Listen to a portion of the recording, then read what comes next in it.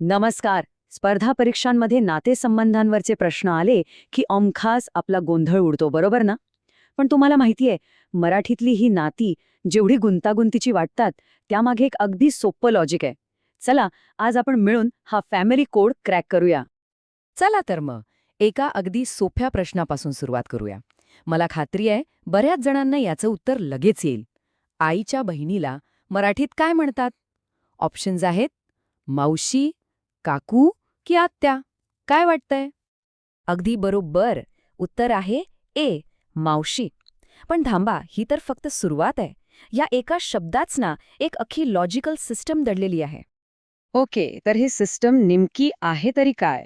हे समजून घेण्यासाठी सगळ्यात आधी काही बेसिक नात्यांची ओळख करून घेऊया. आणि इथेच तर खरी गंमत आहे मराठी भाषेची. इंग्रजीमध्ये बघा या सगळ्यांसाठी एकच शब्द आहे, आंट. पण आपल्या मराठीत किती स्पेसिफिक आहे बघा. आईची बहीण झाली मावशी, वडिलांची बहीण आत्या, काकांची बायको काकू आणि मामांची बायको मामी. प्रत्येक नात्याला एक स्वतःची वेगळी ओळख आहे. बरं, ही नाती एकमेकांशी जोडली कशी जातात हे समजून घेण्यासाठी ही चेन बघूया. समजा एक व्यक्ती आहे, त्या व्यक्तीचे वडील आणि मग वडिलांची आई. कोण झालं? बरोबर, आपली आजी. असा स्टेप बाय स्टेप विचार केला की नात्यांचा माग काढणं एकदम सोपं होतं. आता आपण येऊया सगळ्यात महत्वाच्या भागाकडे. खरं सांगायचं तर हा पॉइंट समजला तर समजा मराठी नात्यांची गुरुकिल्लीच आपल्या हातात आली. पण एक प्रश्न मनात येतोच ना, की ही एवढी वेगवेगळी स्पेसिफिक नावं कशासाठी आहेत? म्हणजे का बरं इतकं डिटेलिंग? याचं उत्तर पुढच्या स्लाइडमध्येच आहे. आणि हेच आहे ते सिक्रेट. सगळं मराठी नात्यांचं गणित ना या दोन भागांमध्ये विभागलेलं आहे. एक वडिलांची बाजू आणि दुसरी आईची बाजू. बघा, वडिलांचा भाऊ झाला काका, तर आईचा भाऊ मामा.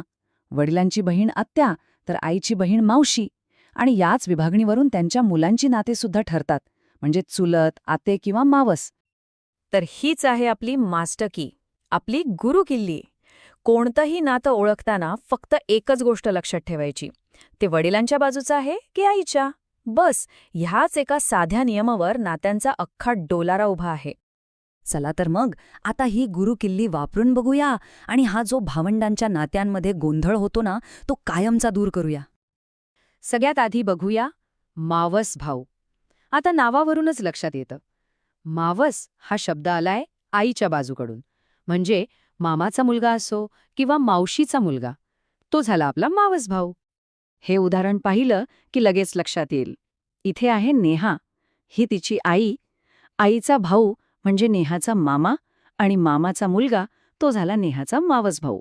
बघा, किती सोपी आणि सरळ साखळी आहे ही. आता दुसरा प्रकार, चुलत बहीण. चुलत हा शब्द कुठून आला? चुलते म्हणजे काका, म्हणजे हे नातं गेलं वडिलांच्या बाजूला. सोपं आहे, काकांची मुलगी म्हणजे चुलत बहीण. इथे पण तीच साखळी बघा. एक व्यक्ती, तिचे वडील, वडिलांचा भाऊ म्हणजे काका आणि काकांची मुलगी झाली त्या व्यक्तीची चुलत बहीण. पाहिलं? सगळं लॉजिक वडिलांच्या साईडने चाललंय. आणि आता तिसरा आणि शेवटचा प्रकार, आते भाऊ. आते हा शब्द आलाय आत्या या नावावरून. आणि आत्या म्हणजे कोण? वडिलांची बहीण. त्यामुळे साहजिकच आत्याचा मुलगा तो झाला आते भाऊ. हे उदाहरण बघा, म्हणजे अजून क्लिअर होईल. समजा ख नावाची व्यक्ती आहे. तिचे वडील, वडिलांची बहीण आहे क, म्हणजेच ती झाली खची आत्या. आणि कचा मुलगा ग हा झाला खचा आते भाऊ. आहे की नाही सोपं? चला, आत्तापर्यंत आपण नियम तर शिकलो. आता वळूया शेवटच्या आणि थोड्याशा चॅलेंजिंग भागाकडे. समजा ही एक छोटीशी टेस्टच आहे आपली. बरं, तर हे कोड जरा लक्ष देऊन बघा. मीना ही राजूच्या वडिलांच्या आईची एकुलती एक सून आहे. तर मीना राजूची कोण? जरा विचार करा. नात्यांचा गुंता सोडवायचा प्रयत्न करा. चला, हे कोड एकत्र सोडूया. स्टेप बाय स्टेप जाऊ. पहिली स्टेप, राजूच्या वडिलांची आई म्हणजे कोण? राजूची आजी, बरोबर? दुसरी स्टेप, आजीची एकुलती एक सून, याचा अर्थ तिच्या एकुलत्या एका मुलाची बायको. मग तिसरी स्टेप, तिचा एकुलता एक मुलगा कोण असणार? अर्थात राजूचे वडील. आणि मग चौथी स्टेप, मीना ही राजूच्या वडिलांची पत्नी आहे. म्हणजे फायनल आन्सर काय? मीना ही राजूची आई आहे. सोपं होतं की नाही? आणि आता हे आजचं शेवटचं कोडं जरासं ट्रिकी आहे.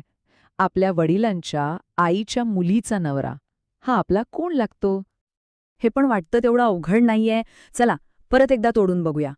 वडिलांच्या आईची मुलगी म्हणजे कोण? वडिलांची बहीण. आणि वडिलांच्या बहिणीला पण काय म्हणतो? आत्या. बरोबर.